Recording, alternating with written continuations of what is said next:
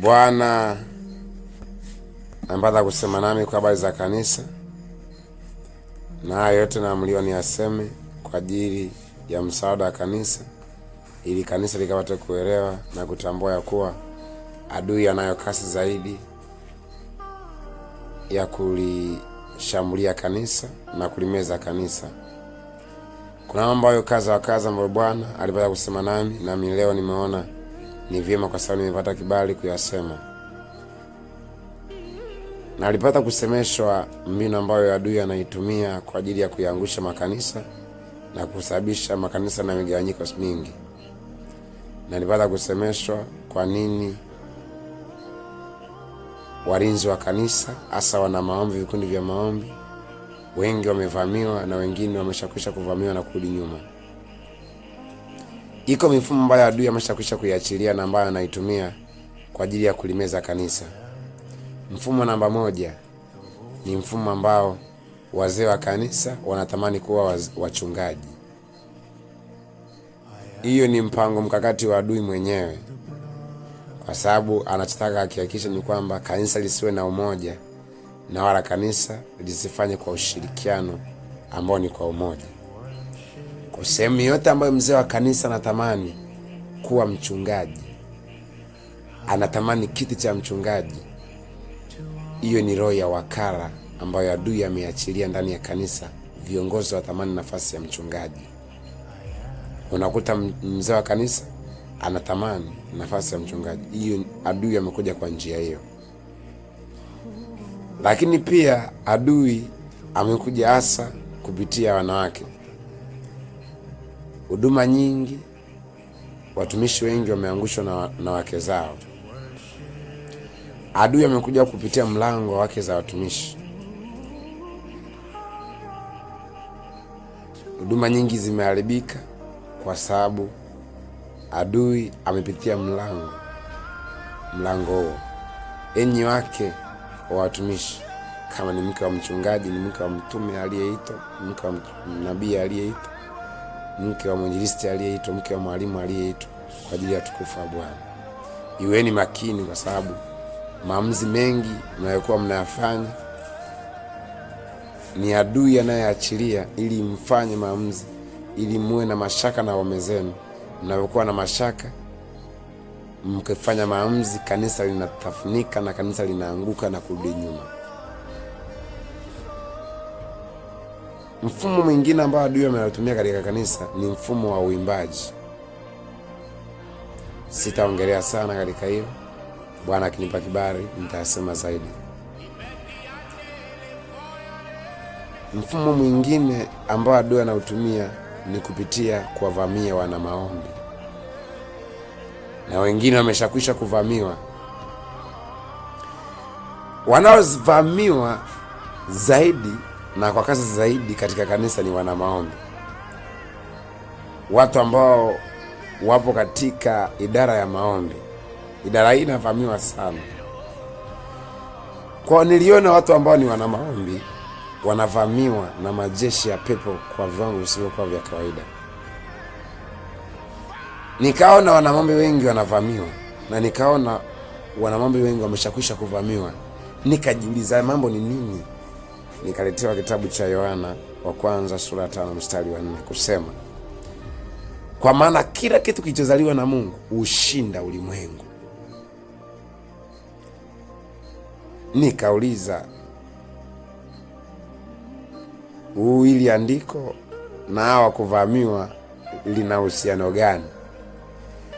Nikaambiwa kwamba hawa watu wanavamiwa, wanamwambia wanavamiwa kwa sababu bado hawajajua jinsi gani ya kushinda mfumo wa ulimwengu. Na ulimwengu unaosemwa hapa ni mfumo. Na mfumo unaosemwa hapa ni uovu.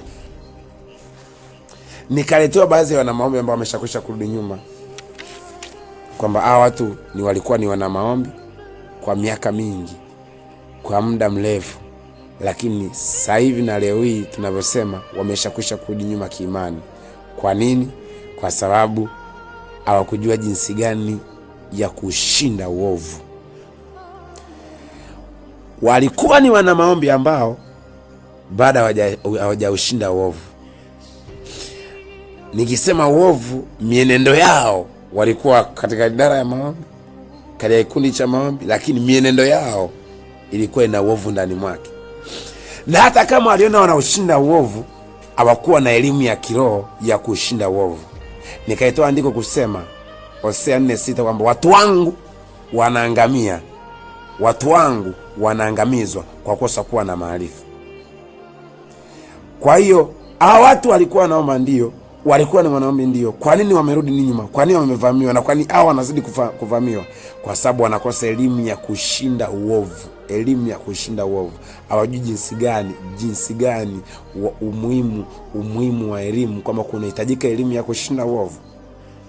Kwa maana wao wanajua wameshinda uovu, lakini kumbe hawana maarifa ya kushinda uovu. Kwa maendeleo yao, nikaitoa baadhi ya watu ambao walikuwa ni wana maombi. Bwana amewatumia kwa viwango vikubwa sana. Akaniambia angalia mfumo wa maendeleo yao, mfumo wa ufanyaji kazi wao. Nikaambia wengine wanabeti, wengine kazi wanazozifanya si kazi zenye kupendeza machoni pa Bwana. Maana yake nini? Bado kwenye mfumo wa uovu, mfumo wa utafutaji bado ni wa uovu. Kwa hiyo hao wanadhani wameushinda ulimwengu, bado hawajaushinda. Kwa nini? Kwa sababu bado wameshikwa na adui katika mifumo ya uovu ambayo ni mifumo ya adui mwenyewe. Kwa nini wana maombi wengi wanavamia na wengi wameshakwisha kuvamia katika kanisa la leo? Amka kanisa la leo, enyi mlio walinzi, msikae kimya. Amka, mtafute Mungu kwa bidii, mtafute Mungu kwa juhudi. Na unavyokuwa na kiu ya kumtafuta Mungu, mtafute Mungu zaidi kwa kumjua na kumfahamu yeye. Hapo ndipo kanisa itakuwa na amani. Kanisa itauona ukuu wa Bwana, uwezo wa Bwana, kwa sababu kanisa halina juhudi katika kumtafuta Mungu na kumjua Mungu. Maisha ya elimu ya kiroho, maisha ya elimu ya kiungu yameshambuliwa sana. Adui amependa na anapenda watu waingie kanisani, wacheze, waimbe, washangilie, warukeruke, lakini bila kuwa na maarifa ya kiroho, bila kuwa na elimu ya kiroho. Kuna wakati mwingine inahitaji zaidi tumjue Bwana, tujue ni nini Bwana anasema katika hatua fulani, kwa sababu hata Yesu Kristo mwenyewe alivyokuwa jangwani, pasinapo neno asingeweza kumshinda adui. Kuna wakati unahitaji neno, kuna wakati unahitaji maarifa. Je, unamjuaje Mungu wewe kama wewe? Kwa hiyo Bwana akanionyesha kwamba watu wengi, kwa sababu wako kwenye mifumo, wanajikuta wanapitia udhaifu wa maamuzi, na udhaifu huo unaleta mashaka, na baada ya mashaka unakuta wana maombi wengi wanakimbizwa kwenye mifungo. Ni mifungo ambayo ni adui mwenyewe anawakimbiza kwenye mifungo, sio Mungu. Mifungo ya mashaka. Unaanza kulipa gharama za maombi na kufunga, kumbe adui mwenyewe. Unakuta mtu amefunga muda mrefu, amefunga miaka mingi, amefunga lakini haoni matokeo. Kwa nini? Ndani yake kuna mashaka. Ni mfungo ambao adui mwenyewe ametaka mtu anamtesa kwa namna hiyo. Amka kanisa la leo, amka. Kwa kupitia mashaka imani inashuka, na hapo wengi wanakuwa wanatembea ndani ya mfumo wa adui bila kufahamu. Nami nakuombea katika jina la Yesu Kristo, kwa maana kila kitu kilichozaliwa na Mungu ushinda ulimwengu, na huko ndiko kushindako ulimwengu, hiyo imani yetu. Nami naachilia nguvu ya uisho zaidi katika imani, katika nguvu ya maombi, katika wito wa maombi ulionao, katika wito wa maombi katika kanisa la leo, katika kikundi cha maombi, katika idara ya maombi.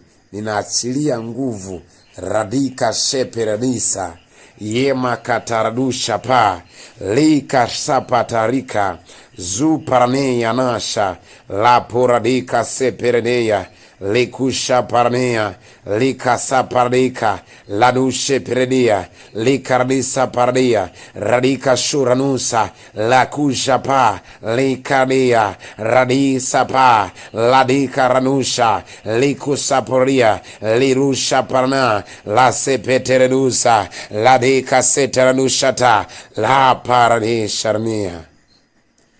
Na kutamkia nguvu ya kuvuka zaidi, nguvu ya kwenda zaidi, katika jina la Yesu Kristo, amen. Zaidi ya yote, usikose kushare ujumbe huu, kusubscribe, kucomment na kulike, ili ujumbe wa Bwana zaidi uenee, upate kulifikia kanisa la mahali pamoja ulimwenguni kote. Love you and shalom.